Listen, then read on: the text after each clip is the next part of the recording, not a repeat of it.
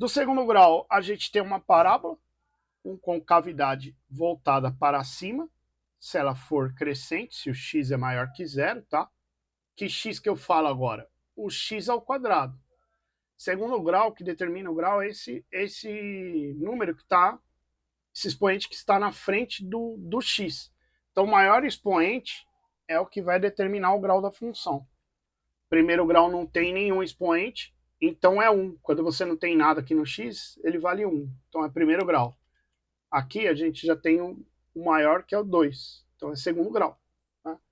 É o maior expoente que tem aqui em toda a minha função. Ó. O outro é 1 e tem o termo independente. E aí a gente tem, se esse A, esse x, for maior que zero, a gente vai ter uma parábola com cavidade voltada para cima. Se ele for negativo, vai ter uma parábola com concavidade voltada para baixo. Né? E aqui, galera, a gente calculava, isso é coisa lá de oitavo, nono ano, talvez. Não estou falando nem de colegial mais. A gente fazia por Bhaskara, né? Delta b ao quadrado menos 4ac e x menos b mais ou menos raiz de delta sobre 2a, que é a fórmula que a gente usa para calcular as duas raízes aqui, quando essa parábola intercepta o eixo x aqui, que a gente chama de raízes da função. Também aqui, pegando um gancho, que nós vamos estudar também para frente, é o que a gente tem de ponto máximo e mínimo, né? Que a gente chama de vértice da parábola. Lá no colegial a gente aprende a calcular o x do vértice com menos b sobre 2a e o y do vértice menos delta sobre 4a. Então a gente tem uma parábola com concavidade para cima e uma com concavidade para baixo, e esse ponto indicando o ponto, no caso, quando é para baixo, né? O ponto máximo da função, e quando a concavidade é voltada para cima, o ponto mínimo da função, que é o que ela passou em derivada lá. Não sei se vocês viram, mas tem uma parte que ela fala desses pontos de análise de crescimento e decrescimento da função, fazendo a primeira derivada e a segunda derivada. A gente vai chegar lá também nos exercícios. Mas é nada mais nada menos do que eu passar uma reta tangente aqui, ó, e ver que ponto que é esse aqui, né? Para eu saber o ponto que a parábola muda. No caso, ó, se vocês analisarem o primeiro gráfico aqui, da esquerda para a direita, ó, eu estou com o gráfico lá embaixo, e conforme eu vou aumentando o valor do x aqui, dessa reta aqui central, ó, ele vai aumentando. Vai aumentando, aumentando, aumentando, aumentando, aumentando, até ele chegar aqui um pouco acima do 2, que é o x do vértice e o y do vértice. E aqui, que eles chamavam de ponto crítico, um ponto, né, de mudança, de inflexão, é um ponto onde a minha função ela vai trocar.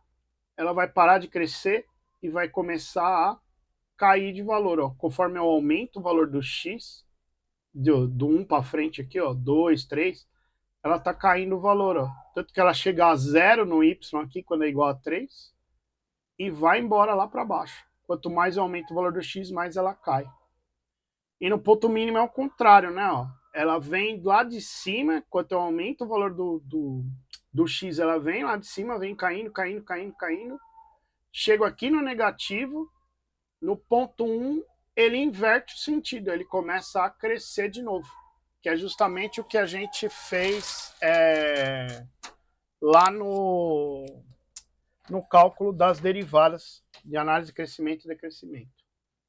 Só que ela faz com o terceiro grau, com outros graus também. Aí chegamos então na função ímpar, que é uma das questões de prova lá, que a definição que a gente acha é essa: números opostos e resultados iguais em número e diferentes em sinais. Né? Na linguagem matemática, dizemos que uma função ímpar é definida por menos y, ou menos f de x, igual a f entre parênteses menos x. Então, se eu der um valor negativo aqui para ela, né, dentro do x, menos 1 elevado ao cubo, depois preciso pôr entre parênteses aqui, ele fica menos 1, porque menos 1 vezes menos 1 vezes menos 1 vai prevalecer o sinal negativo. Lembrando que menos com menos dá mais quando você faz uma função com expoente par. Então, no caso de 1 ao quadrado, menos 1 ao quadrado, daria mais 1 aqui. Não é o caso da função ímpar, ela está dando negativo aqui no caso. Então, eu coloquei um valor negativo para x e obtive um valor negativo para y. Já na função par, se eu der um valor negativo para x, eu vou obter um valor positivo para y, para f de x. Então, aqui eu dei um exemplo. X ao quadrado, você coloca 2 ao quadrado, deu 4. Se eu colocar menos 2 ao quadrado, também vai dar 4. Dos dois casos aí, deu positivo. Então, essa seria a sutil diferença da função par e função ímpar.